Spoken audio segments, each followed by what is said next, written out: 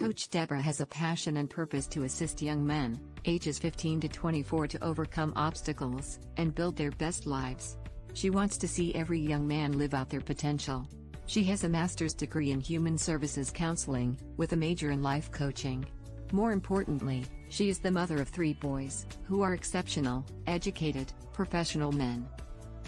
Coach Deborah believes it is better to train early, rather than need to fix later. She utilizes basic principles and God-led concepts. Sometimes the only thing a young man has is their credibility or their name. The actions they take are based on the decisions they make. Those decisions align with their choices and result in consequences. Coach Deborah can assist you if you are lost, floundering, or confused. Embrace the help and start building your best life today.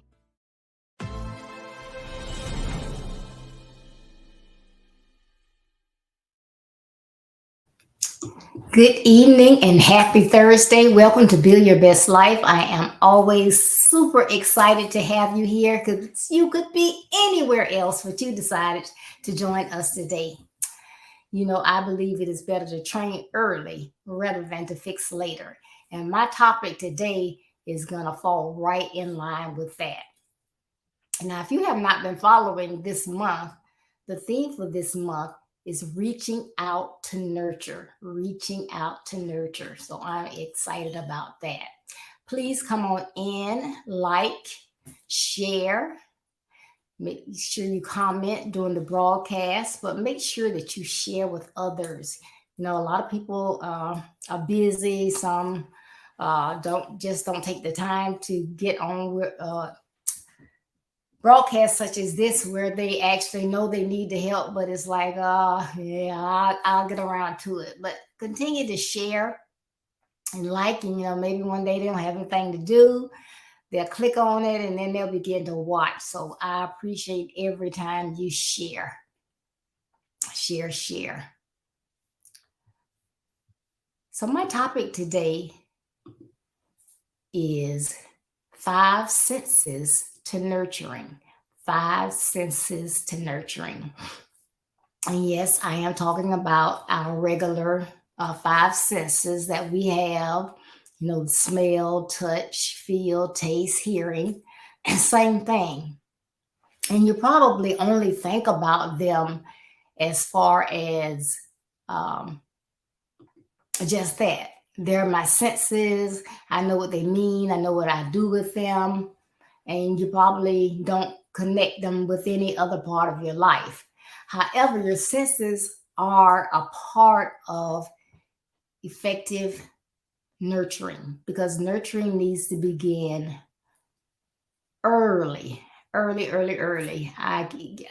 just can't start too early. So, it is, it's just a reminder. I'm going to throw these out there that you need to link your senses with the nurturing. Excuse me. Now, the first one I'm going to talk about is taste. Taste. And I know you all know about taste, unless you have a medical condition and you can't taste. But, it's like when you're eating something and it's something that you really, really love and you get full, but because it tastes so good, you just continue to eat. And in the same sense, if it's something that you don't like and you taste it and you're like, hey, wait a minute. Something in here I don't like. Is coconut in here? I'm not a big fan of coconut. So we know what taste means. However, let's talk about it as it relates to our children and nurturing them. Now, the example that I just gave you is like your palate. So you know what it is to satisfy your palate. You only want to put things in your mouth that taste really good. But think about those babies when they're younger. Some of them, all they want to do is snack. They don't want to eat any vegetables and fruits. And so when you do find something that they like, you're just like over the moon. But just think back. You put something in their mouth, like those green beans, and they don't like it. And they begin to what? Spit it out, spit it out. They don't like it. They're tasting something that they don't like. Then you may start giving them fresh green beans. And still, you put them in their mouth and it's like, as they get older, you just don't like the green beans. And you trying to figure this out because you like green beans, your husband like green beans, the other kids like green beans. Why does this child not like green beans? It may be a phase. They may like them later. However, always remember, God made us uniquely. So that child is different. They're going to have different personality, different taste buds. They are different. So when you think about it, and foods that you want them to eat, yes, you want them to eat fruits and vegetables, but you have to find the ones that they like because they are different and they're going to have different tastes. And it's the same thing with medicine. Now, most kids don't like medicine. But as a nurturer, what do you say when you give them that medicine? Do you just say, well, this is going to make you feel better. You're going to take this. Now, if you don't take this, I'm going to lay you down on this bed and you're going to take this medicine. What do? Now, my youngest grandson, you tell him, okay, it's time to take some medicine. Are you going to take your medicine for Nana? And I put it in the cup and I actually hand it to him and he drinks it down. Thank you so much. High five. But he will take his medicine. Not all kids will. However, you know that medicine is something good for them. So as their nurturer, you have to determine a way that will make it a game or some type where you got to get it in them. Because, some kids, you put it in their mouth, they spit it right back out. You put it in the milk or something, they taste it. We're still talking about taste. So you're going to get smart and you're going to put it in their juice or their milk and they taste it and they like, you're like, what? It's the same milk. What do you mean? They know what they taste. They don't want that because it has medicine in it. So remember that as you go forth nurturing your children, that they are different and you have to treat them as such. You have to find ways that you can get them the nourishments. And so when we're talking about food, that's going to fall under that physical nurturing. So it's important that you do that, but you're going to have to find those things that they like. Because just think about it. Think about a time when somebody tried to give you something and you just hated it. You just hated it. Why are they making me eat this? Maybe that's all they got. I'd rather not eat because I don't want it. Now I can relate to castor oil. And maybe that's why I'm always sick now. But castor oil was so horrible. So I told my mom, I said, when I have kids, I'm not going to give them castor oil. And I kept my word. And I gave them some medicine, but I did not give them castor oil. So just remember to start early. And this is a good way to make sure that you are nurturing those kids. Okay.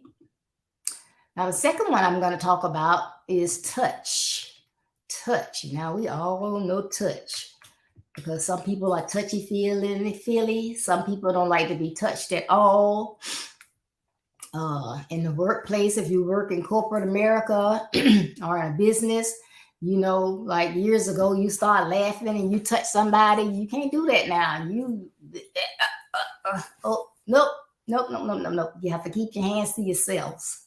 So you have to be careful when you're outside the home with touching, but touching as a part of nurturing is essential. So just think about it. What a hug means. Have you ever been having a bad day and you haven't been around anyone that's significant to you? So you were at work, things weren't going right there. On the way home, traffic was horrible. And as soon as you got to the door, one of your little ones ran up to you and gave you that hug. How did that make you feel? Well, we have to hug our children. We have to let them know, not only in words, but we have to use the sense of touch touch them. Because sometimes, and this is with adults, the only hug they may get in weeks is a hug that you give them, if you're allowed to hug them. So maybe it's someone at church, or maybe someone at work that you've been friends with or whatever, and they can be the same sex. They don't mind you hugging them. So that's the only hug they're going to have until the next time they see you. So you can imagine that hug makes them feel really well. But you want to make sure that you are letting your children know how it feels when someone loves you and you're hugging them, because you want them to know the difference when they get out in the world and someone wants to be physical with them. That's not a good touch. And you don't want them to relate any of that to what a touch should feel like. So then that hug reflects love. It reflects that you care. It reflects, hey, I'm here. I've got it. I'll take care of it. I'll make it better. Something went wrong at school with one of your kids and they come home and it's like, oh, blah, blah, blah, and they just go on and on and on and on, and you question them to find out, what happened, who did what. Well, I'm going to go to school tomorrow and I'll take care of it. Now, to take care of it when you get there and get all of the facts may not be 100% in their favor, maybe totally against them, but I'm going to take care of it. You will take care of it. You don't need them taking care of things with adults. Okay? But you know how sometimes a child will fall and you see them fall and it probably didn't really hurt. It may have scared them, or it's like, you jump and people begin to look at them. So then they begin to cry. So it's like, oh my goodness. But then when you get them and you hug them, you say, it's going to be okay. Bad table hit that baby. That table ran into you, this just as a joke, but it makes them feel so much better. So they know, hey, you're there for them. You've got them. You got their back. And all it takes is a little gentle touch. I got you. When they're trying to ride that bike, go ahead. I'm not going to turn you loose. When I think I can turn you loose, I'll let you know I'm going to turn you loose, but I'm not going to turn you loose. You're safe. And that's what you do. You don't tell them you're not going to hold them and then turn them loose again, because that will make them afraid. So whatever you tell them, it should be something that they can trust in. But that touch is so very, very important. And then think about the tickles. You can, even though they might be in a bad mood or they may be sitting there and they say, oh, can I have a cookie? No, you have to wait until after dinner time. But I'll still eat my dinner. No cookies till after dinner. Oh, please, no. What did I say? No cookies. And you begin to tickle them and then they start laughing and they forget all about the cookie, because they are just too tickled. You're engaging with them. You're having fun with them. You're spending time with them, and they're happy. So that's what you want to do. You want to touch them, protect them. And as a part of protecting them, you know how it is when you go for a walk, or you're going down a sidewalk, or you're in a store shopping somewhere, and they can be 3, 8, 12, as long as they let you hold their hand, and you have their hand. You say, let me get on the outside. You get on the inside. Mommy, I want to get on the outside. Why? Why do you get to get on the outside? Because I have to protect you. In case something runs up here, I'll have time to move you out of the way. I want to protect you. So all of that is a part of touch. See, you didn't notice your senses had that much to do with nurturing, did you? I thought it was fantastic when I began to read this. Okay, the next one I'm going to talk about is sight. Sight. Now, unless you are visually impaired or blind, we all know about sight. And just to make that crystal clear, if you wear glasses, think back that first pair of glasses you got, because you were thinking, oh, I see. I can think I'm seeing what everybody else sees. And then you go outside and it's like, oh, My goodness. I remember the first pair I got, and I went outside and I'm looking at the leaves on the trees, and I'm like, oh my goodness, look at the leaves. I wasn't seeing the patterns on the edges around the leaves. I was just seeing these blobs of color. So it made a huge difference. So sight is crucial. That's something that's very important. But think about your child. You know, a lot of times you're tired, they've been in school, they're tired, but they have to do homework. So they got up, you got them ready, out the door. Are they old enough? They got ready, they're out the door.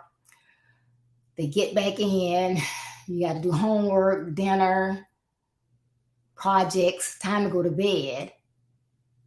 So everybody's probably tired, but you don't tell them, okay, go sit over there and do your homework.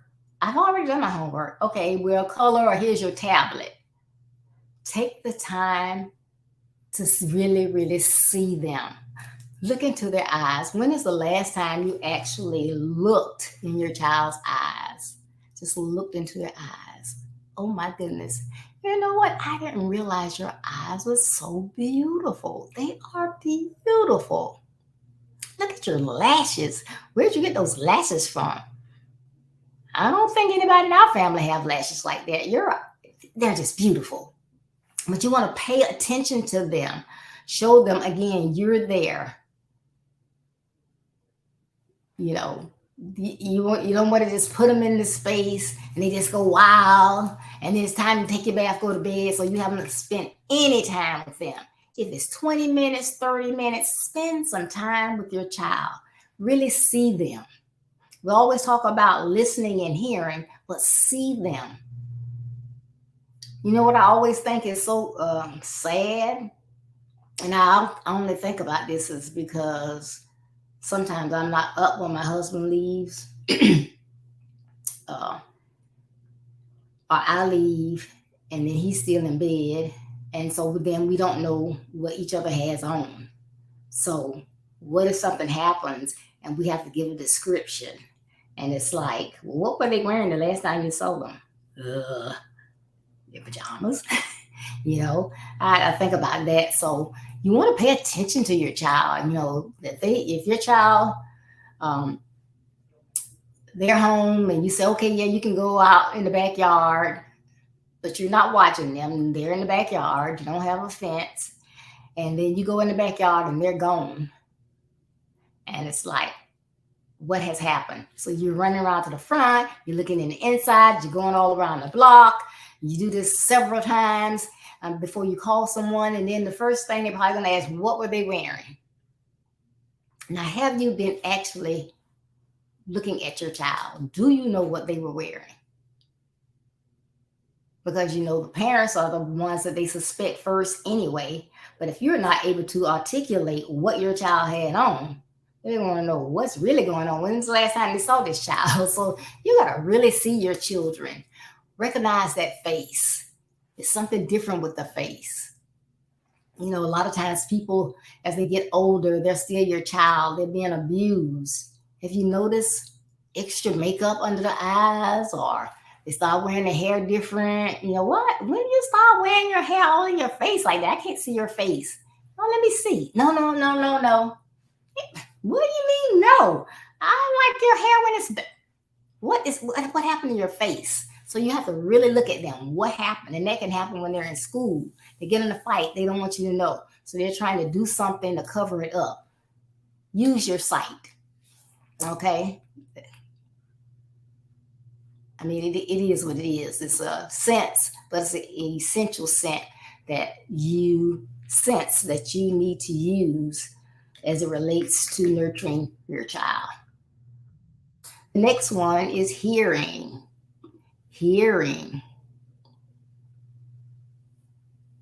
And make sure you like and share. If you came in late, we're talking about the 5 senses of nurturing. Make sure that you like and share. So now we're talking about hearing. So again, unless you are hearing impaired, you know how those words sound. You know, it's amazing You get a group of moms in one place and a baby cries, and that whoever that baby's mom is knows that that's their child crying. You know your baby's cry. So just like you can soothe them with your words, like they're crying, you don't know why they're crying, or they're sick, and it's like, okay, don't cry. It's gonna be okay. It's gonna be okay. Hush. It's gonna be okay. I got you. I got you. And you might say, Nana has you, Grandma has you, Mommy has you, Daddy got your son. It's going to be okay. But they recognize that voice, and they may be really, really sick or not feeling well, but that soothing voice that they recognize will soothe them sometimes and calm them down. So they've been at daycare, and there was nobody at daycare to give them that soothing voice. Maybe they said, well, wait a minute, this child not feeling well. We need to get their parent. But when you get them in your arms and you begin to talk to them soothingly, it makes a difference. Well, in the same way, you have to talk to them like you would want to be talked to. Do we have a sense of yelling? Don't do that. Put that down. What are you doing? Come here. If they're not hard of hearing, why are you yelling? Why are you yelling? They can hear you. Come here. Now, I know you hear me talking to you. You gonna come? Do I need to come and get you? But still don't have to yell. So you want to talk to them in a soothing way. You don't want to yell. You don't have to be mean and ugly and abusive in order to get your children to respect you, to have great manners or whatever. And then you want to encourage them. They can hear what you're saying. So just like they can hear you yelling, they can hear you when you say, oh, how did it go in school today? You only missed one word on your spelling test. How awesome is that? I am so proud of you. Yeah, but I got them all right last week, but that's okay. You only got one wrong. That is still fantastic. I'm pretty sure some people didn't get any right. So I am super proud of you. And say it like you mean it, But that makes a difference in them. Because the truth of the matter is they should have heard you before they went to take that test. They shouldn't have had to leave home with their feelings hurt or feeling bad because mom yelled at me. I missed and dropped my plate and it broke, and now they're mad and screaming at me. I got to take my test. And so when I'm taking my test, I'm not really concentrating on those words I studied on. I'm feeling bad because they yelled at me before I left home. Okay, they yelled at you before you left home, unless you got some antique plates. Okay. We're going to get it up. I'm going to put it over here. We just need to go ahead and get ready so you can get to school on time. And then whether you're walking them to the bus or you're taking them to school, I know you're kind of upset because you broke the plate, but that can happen to anybody. It could have slipped out of my hand. So it's okay. It's a plate. It can be replaced, or we can get a whole new set of plates. But just remember, I love you. I'll be praying for you. I hope you do a great job on your test today, and I can't wait to get the results. But let them leave you feeling good, and when they come back, don't deflate them. It's still all good. So if that missed the one word was they made a C, well, great. Okay. Well, it's not really okay, Mom. Well, that is. He made a C. Did you study as well as you could have? Yeah, I studied really hard, but I did it better than last time. Last time I didn't make a C. So I came up. So, well, that's great. You improved. So I am proud. So what do you have to do next week? Study a little bit harder. That's right. But that's great. You didn't go down. You went up. But they need to know that you encourage them. You're there for them. And it's okay. But it's very, very helpful. Okay. And then the last one, I know y'all know what the last one is. Smell. And y'all probably saying smell. Well, how can the senses of smell help me to nurture? I just don't understand. Okay, well, think about a baby. The firstborn, they've been in mommy's tummy, they come out, and usually what's the first thing they do? They place the baby up on the mom, the dad's hovering. They smell. They smell those parents. They know what their mommy and daddy smells like anybody else that's in their delivery room, but then as they transition to other parts of the hospital, they have that smell of mom and dad, and they like that, because so they may be just like I was talking about earlier about that sick child. So they were at daycare or whoever was keeping them, they weren't feeling well. And it was just like, okay, somebody's holding me, but they just don't feel well. But the minute that mom or dad picked them up and they smelled that knowing smell, that made them feel that much better. I know my mom got me. She got me. I'm with my mom. So that smell, that made it so much better. And then we talked about the taste, and we talked about the foods they like and foods they don't like. Well, you better believe they know what that food smells like that they like and they don't like. So you begin to put them green beans down. They done told you in so many ways by spitting it out, pushing the bowl. They don't like those green beans, those lima beans you've been giving them. You get that spoon and go toward their nose, and it's like, that's that stuff. You can almost hear them. Get away. So with that smell, they know what they like and they don't like as well. But that smell. So that's a way for you to nurture. You know what foods your baby like. You're going to get those fruits and vegetables in them some type way, but you're not going to just give them things that they hate. Then you're going to make sure that they know how a clean house should smell.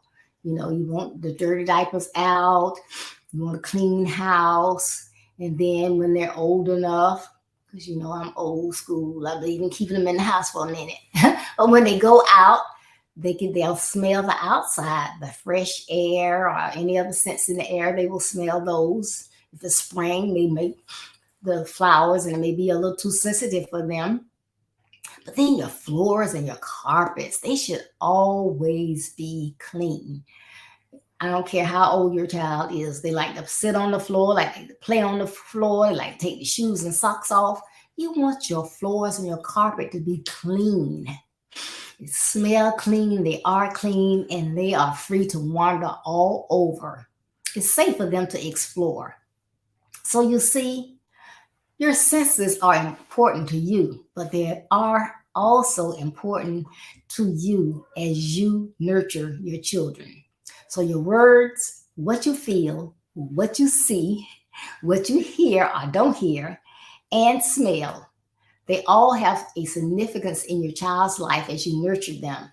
Pay attention to the senses. Thank you so much, and I hope you like that talk. Please like, and share with others so that they can get this information, because May is almost gone and we'll be off to another topic. But nurturing is something that parents need to do, all parents, and they need to start early so our kids won't run into as many obstacles that they have to overcome. Please join us this Saturday at 9:30 a.m. Eastern Standard Time. It's time for Real Talk with Deborah and Anastasia. Our topic this Saturday is going to be, it's not a competition. It's not a competition. So you got to tune in and check it out. Please visit my website, www.buildyourbestlife.org. Read the blog that comes out each Monday. Look at our calendar of events that have all our events for the year.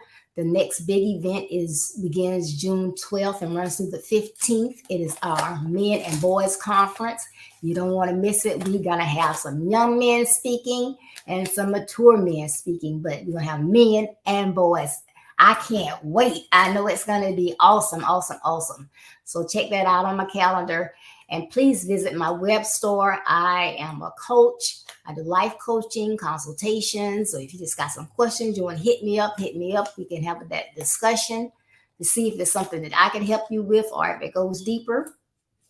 And also you can get an autographed copy of my book, Build Your Best Life. It's about your life, your actions, and your credibility as you go through life trying to overcome those obstacles and build your best life. So you can get your autographed copy from my website. If you like the Kindle version, you can go to Amazon.com. But please check out my website. And from the website, you can go to all my social media sites, Facebook, YouTube, and Twitter, and see the posts that I put out daily. Again, thank you so much for tuning in today. As always, I know you could have been anywhere else, but you decided to come and share, build your best life, and I simply love it. So thank you so much.